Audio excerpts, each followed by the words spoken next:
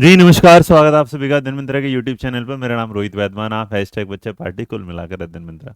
वैसे तो कल आपने मेरी एक वीडियो देखी ली होगी, जिस वीडियो में मैंने आपके सामने जिक्र कर दिया था कि भाई एस्टेट जो है वो नई वैकेंसीज लेके आने वाला है। एस्टेट मतलब जिसमें आपने ये वाली आज सुबह सुबह देखी हो, मतलब ये वीडियो कल की थी, आपके पास अपलोड हुई होगी लेट पर मिल गई होगी। जिसमें मैंने जिक्र किया था कि एस्टेट का जो एग्ज़ाम होगा वो डेफिनेटली पहले होगा, और मैंने बता दिया था कि वो आने वाला होगा। और देखो, जैसे ही मैंने कल बताया था और उसके सामने आज एस्टेट का आपका नोटिफिकेशन आ गया। बट इस बार एस्टेट के नोटिफिकेशन में आपको कुछ बदलाव दिख रहे हैं। अगर आप इस वीडियो को देखे बिना चाहते हैं पहले लाइनों में लिख दो, तो मैं पहले भी लिख सकता हूँ कि भैया ये बदलाव है, बट नोटिफिकेशन अगर आप पढ़ लेंगे तो आपको आसानी होगा। और जो बदलाव है उसके बाद अगर आपको लगे कि ये जानकारी अच्छी थी तो वीडियो लाइक, शेयर, सब्सक्राइब जो करना आप कर दीजिएगा। उसके बाद यहाँ बढ़ते हैं। फिलहाल मैं आपके सामने बता दूं और फिर मैं इस बैच पे भी बात करूंगा, लेकिन सबसे पहले ये इन्फॉर्मेशन कि भाई जो एस्टेट के नए बैच उसके साथ जो नोटिफिकेशन है। देखो, एस्टेट का नोटिफिकेशन 30/10/2024, मतलब ये पहले ही था, बस जब तक ऑफिशियल नहीं आ पाता हम आपको वीडियो बता देते हैं, फिर आपको लगता है कि झूठ बोल दिया। बट मैंने आप सुबह वीडियो देखना ही वाली, आज सुबह अपलोड हुई थी, कल की वीडियो थी, है ना। तो आप उसमें देखेंगे तो आपको पता चल जाएगा जब नोटिफिकेशन है उससे पहले मेरी वीडियो रिलीज हो गई। तो मैंने उसमें बस इसलिए तारीख नहीं बताया ताकि आपको थोड़ी सी होना हो। और मैं ये पहले ही बता चुका हूँ कि एस्टेट की जेबीटी की वैकेंसी आ रही है और टीजीटी वाली, प्लीज़ उसे अपने तैयारी कर लो, नहीं तो फिर गड़बड़ हो जाएगी। आपके सामने याद होगा, मैं अगर दिखाऊं आपको तो जिस वीडियो में कल भी मैंने जिक्र किया था, ये मेरे को व्हाट्सअप बहुत पहले मिल गया था ये इस तरीके से, बट मैंने इस पर थोड़ा सा हो गया कि क्या था। बट इन चीज़ों को भी रखते हैं साइड, आते हैं यहाँ पर टीचिंग के ऑथेंटिक न्यूज़ के लिए आप मुझे चुनते हैं, अध्ययन मंत्रा को चुनते हैं, उसके लिए ढेर सारा धन्यवाद। एस्टेट के इस पूरे के पूरे नोटिफिकेशन को बताते हैं, जिसमें देखिए इस नोटिफिकेशन में आप पढ़ेंगे तो नॉर्मल ये वाली बात, तारीख 4 तारीख से शुरू होगा, 14 तारीख, वही 10 दिनों का इनका होता है कि भाई 4 जोड़ देंगे 14, वो अलग। तो इन्होंने बोल दिया कि आप फॉर्म भरिएगा, ऑनलाइन फॉर्म भरा जाएगा, वही इनकी वेबसाइट पर जाते हैं, फोटो वो सारी चीज़ आप कर लेते, उसमें मैं आपको बताने में टाइम आप क्यों नहीं करता, खराब नहीं करता। सीधा ये अंतिम तारीख से पहले पहले भर देना, बाद में दिक्कत हो जाएगी। यदि कोई अभ्यर्थी एक लेवल से अधिक आवेदन करता है तो उसका आवेदन रद्द किया जा सकता है। मतलब एक ही अपनी टीजीटी पीजीटी और पीआरटी तीनों करते उसमें कोई दिक्कत नहीं है। वैसे एक तो जब इन्फॉर्मेशन आता है तो देखो भैया, एस सी के लिए वही 500 रुपये हैं, इस पे छोड़ देते हैं क्योंकि तुम्हें जो पैसे देने वो देने पड़ेंगे। ऑल कैंडिडेट जो नॉन हरियाणा डोमिसाइल रखते हैं, लाइक यूपी वाले, दिल्ली वाले, वो सारे के सारे इसके लिए कितने रुपए देंगे? 2400 रुपये देंगे। कितने?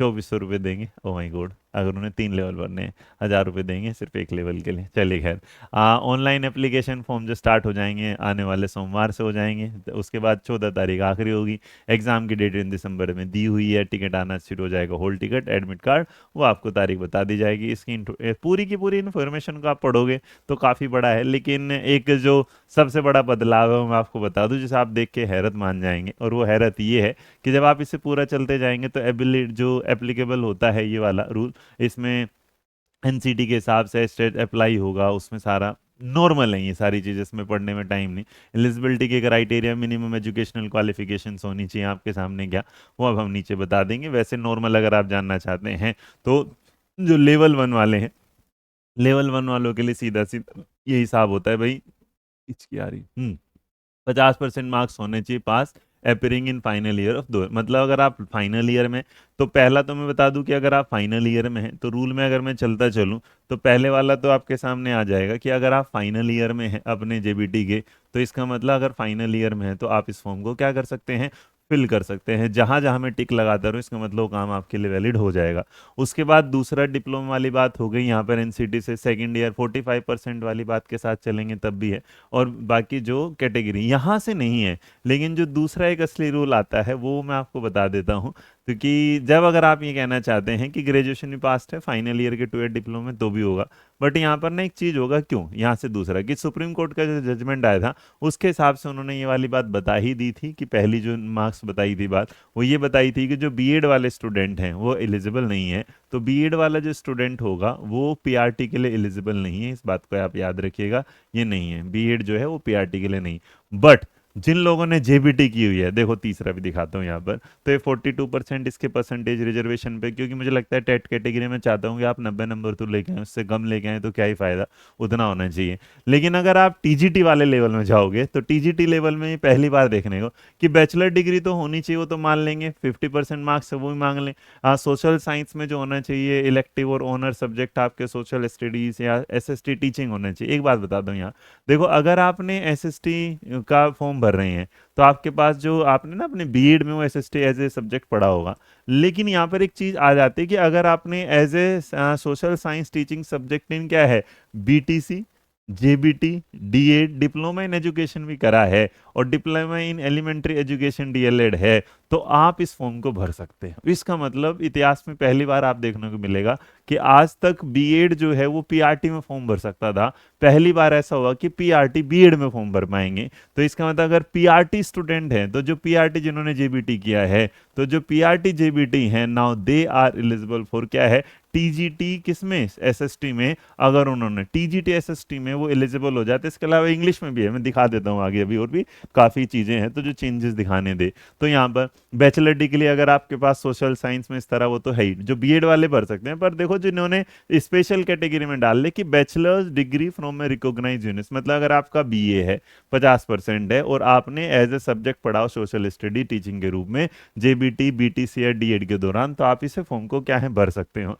उसके बाद अगर यहाँ देखेंगे दूसरी चीज़ों के साथ, तो ये अब वो जो सब्जेक्ट होता है ना, जैसे मैं हमेशा इस फेवर में था कि आप सब्जेक्ट कॉम्बिनेशन नहीं बन पाता, तो सब्जेक्ट कॉम्बिनेशन में आसान करिएगा। तो सब्जेक्ट कॉम्बिनेशन को आसान करते हुए जैसे हमारा डीएसएस भी आता है कि इन bachelor degree any two subject out of following with at least 50% mark in aggregate individual during all 3 years, मतलब तीनों साल आपके 50% रही हो किन्हीं भी दो सब्जेक्ट में, तो ये सब्जेक्ट कॉम्बिनेशन, जैसे केवीएस कहता है कि हिस्ट्री ज्योग्राफी होनी चाहिए, तो ऐसा कॉम्बिनेशन नहीं। इन्होंने कहा कि आपके पास history, political science, economics, geography, sociology, psychology, इनमें से अगर कोई भी दो सब्जेक्ट रहे हैं और उसमें 50% एवरी ईयर रहा है, तो आप इसका मतलब एसएसटी के लिए एलिजिबल हो जाते हैं। अब इसके बाद अगर आप जान लेते हैं तो जो टीचिंग साइंस में आते हैं, साइंस में भी आपको टीजीटी साइंस में क्या दिख जाएगा, as a science teaching subject अगर दिख जाता है, यहाँ पर भी आप हो जाते हो। बाकी अगर आपने बीएड किया है स्पेशल एजुकेशन में, कोई दिक्कत नहीं है, एनसीईआरटी के हिसाब से बस पास होना चाहिए, उसमें कोई दिक्कत नहीं। अब उसके बाद अगर आप मैथमेटिक्स में आते हो, देखो यहाँ पर डिप्लोमा मैथमेटिक्स है जो क्या पढ़ा हो,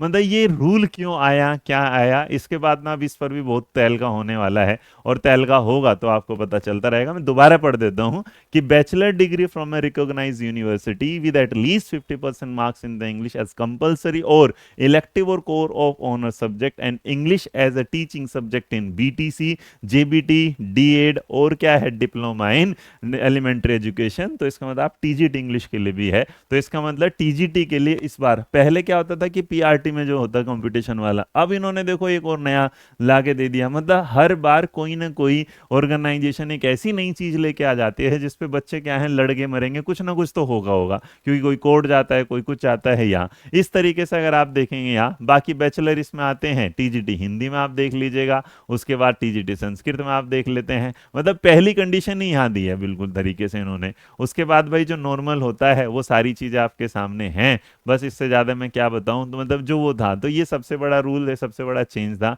आगे अगर इसमें देखते जाएंगे तो बाकी जो नॉर्मल पेपर होता है उसके बारे में जानकारी मैं आपको बता देता हूँ कि कोई भी एग्जाम होगा वो पूरे 150 मार्क्स का ही होता है। पासिंग के लिए आपको 90 मार्क्स की जरूरत होती है, 90 मार्क्स लाएंगे अपना पास हो जाएंगे। बाकी जो रूल्स है, मास्टर्स की पीजीटी के लिए मास्टर्स नीड होता है, वो आपके सामने इन्होंने दे दिया है। यहाँ पीजीटी म्यूजिक फाइन आर्ट को हम छोड़ देते हैं, सब में बेसिक सी चीज़ें हैं, सुप्रीम कोर्ट के हिसाब से वो जो चल रहे हैं लोग वो अपनाए जाएंगे। बाकी जिनका एकेडमिक स्कोर होगा उस पर छोड़ दीजिए, वो छोटी। मुझे लगता है कि किसी भी एलिजिबिलिटी एग्जाम में आपको ये ना देखनी चाहिए कि राहत कहाँ मिल रहा है, आपको ये देखना है कि एटलीस्ट हम 90 मार्क्स की तो पढ़ाई पूरी कर ले, वो आपके लिए जरूरी। Child development and pedagogy 30 marks की है। हाँ, इस बार वो वाली बात के साथ ये कि सीडीपी आपके साथ आ रही है, लैंग्वेजेस हिंदी वही, इंग्लिश वही, जनरल स्टडीज वाले आपके सामने आ रही, रीजनिंग एबिलिटी है हरियाणा जी के, मैथमेटिक्स और इन्वायरमेंटल स्टडीज। इस बार ना नेचर ऑफ क्वेश्चंस तो आपके सामने रख ही दिया कि भाई जो बेसिक होगा 6 to 11 ग्रुप के ईयर से रिलेवेंट क्वेश्चंस हम पूछेंगे, हिंदी इंग्लिश में आपके सामने होगा, अवेयरनेस ये सारी।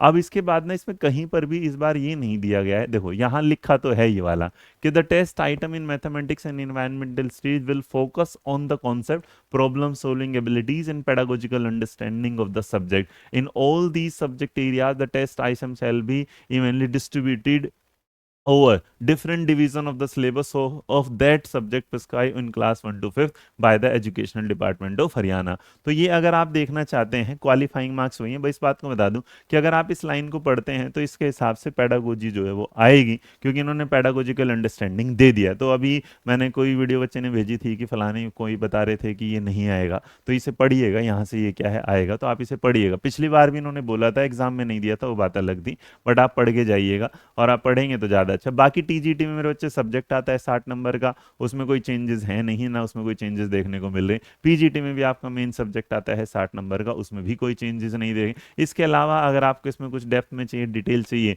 तो मैं आपको एक अलग से वीडियो बना दूंगा। लेकिन फिलहाल अगर मैं देखूँ पहला दूसरा तीसरा, तो चौथे नंबर पर अगर कहते हैं तो हाँ, इस बार क्या है पेडागोजी क्या है आएगी, और जो पेडागोजी है वो आएगी इसमें हिसाब से। और मेरे बच्चे यहाँ याद रखिएगा पांचवा नंबर इस बात के साथ कि पीआरटी जो है, इसका मतलब पीआरटी जेबीटी वाले जो हैं वो बीएड के लिए क्या है एलिजिबल हो जाते हैं। तो इसका मतलब आपके पास अगर बीए या आपका ग्रेजुएशन है, मतलब ग्रेजुएशन है प्लस में आपने 50% लाए हुए हैं, और अगर आपने एज ए सब्जेक्ट वो पढ़ा होगा अपने जेबीटी डिप्लोमा में, तो आप क्या है टीजीटी वाले फॉर्म को भर सकते हैं। आशा करता हूँ ये जानकारी आपको पसंद आई होगी। बाकी जो लोग भी जुड़ना चाहते हैं हमारे इस बैच के साथ, एस्टेट का ये बैच आपको हमारी ऐप पर मिल जाएगा। अभी डिस्काउंट है यहाँ वाला, याद रखिएगा, ये उसके बाद अभी तो ये दिवाली 3 तारीख तक ये डिस्काउंट है, 4 तारीख 5 तारीख तक, सॉरी 5 तारीख तक ये डिस्काउंट है, उसके बाद सेम होगा। यहाँ पर आपको पीआरटी वाले में पूरा, इसका मतलब यहाँ सीडीपी भी पढ़ाई जाएगी, हिंदी भी आपके सामने, इंग्लिश भी है, इसके अलावा आपको यहाँ